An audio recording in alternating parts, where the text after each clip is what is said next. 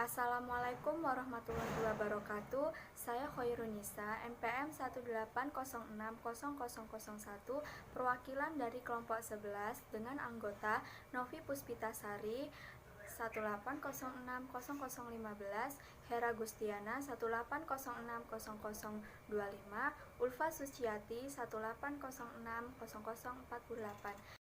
Di sini saya akan mempresentasikan hasil diskusi kami dengan materi tentang mengkaji, menganalisis, dan memecahkan masalah dengan strategi pembelajaran. Yang pertama, definisi pembelajaran.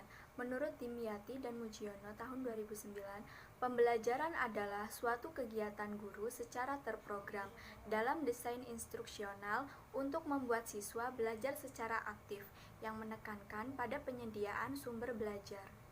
Selanjutnya, pengertian strategi pembelajaran.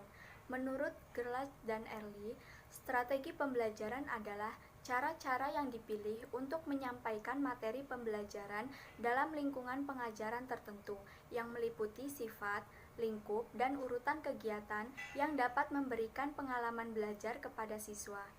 Sedangkan menurut Dick and Carey, strategi belajar mengajar tidak hanya terbatas pada prosedur kegiatan, melainkan juga termasuk di dalamnya materi atau paket pengajarannya. Selanjutnya, macam-macam strategi pembelajaran. Yang pertama, strategi pembelajaran ekspositori. Strategi pembelajaran ekspositori adalah strategi pembelajaran yang menekankan kepada penyampaian materi secara verbal dari seorang guru kepada sekelompok siswa dengan maksud agar siswa dapat menguasai materi pembelajaran secara optimal. Yang kedua, strategi pembelajaran inquiry.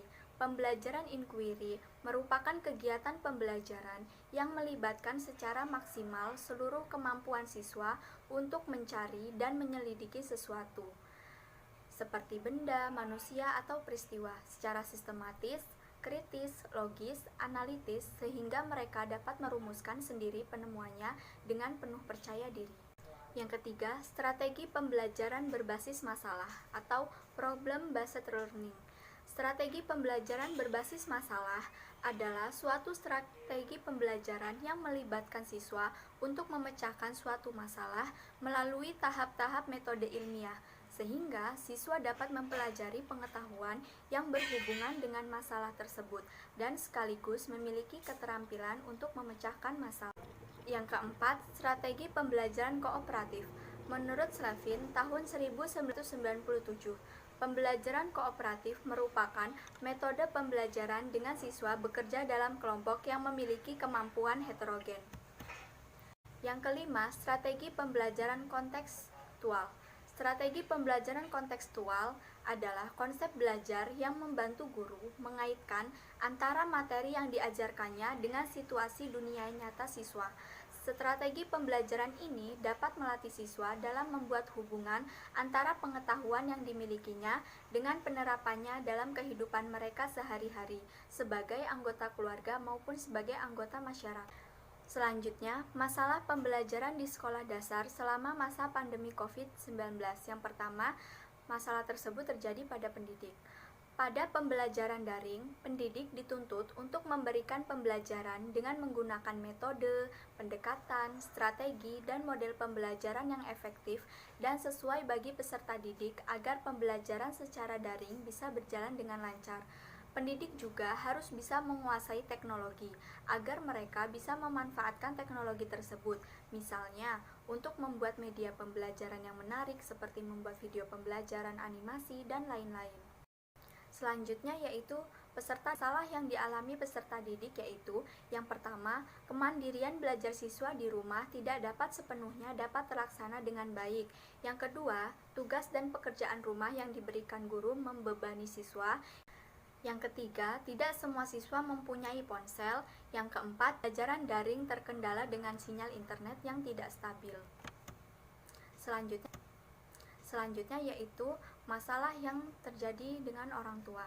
Kendala-kendala orang tua dalam mendampingi anak belajar di rumah pada masa pandemi COVID-19 adalah kurangnya pemahaman materi oleh orang tua, kesulitan orang tua dalam menumbuhkan minat belajar anak, tidak memiliki cukup waktu untuk mendampingi anak karena harus bekerja, orang tua tidak sabar dalam mendampingi anak saat belajar di rumah, kesulitan orang tua dalam mengoperasikan gadget, dan kendala terkait jangkauan layanan internet. Selanjutnya yaitu solusi pemecahan masalah dengan strategi pembelajaran.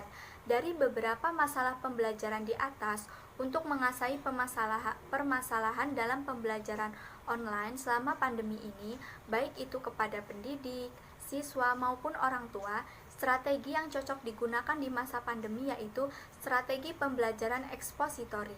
Karena strategi pembelajaran ini merupakan strategi pembelajaran langsung atau direct instruction, dengan cara guru secara langsung menyampaikan materi pembelajaran kepada siswa. Strategi pembelajaran ekspositori juga dikombinasikan dengan luring metode, yaitu pembelajaran yang dilakukan secara tatap muka dengan memperlihatkan zonasi dan protokol kesehatan yang berlaku.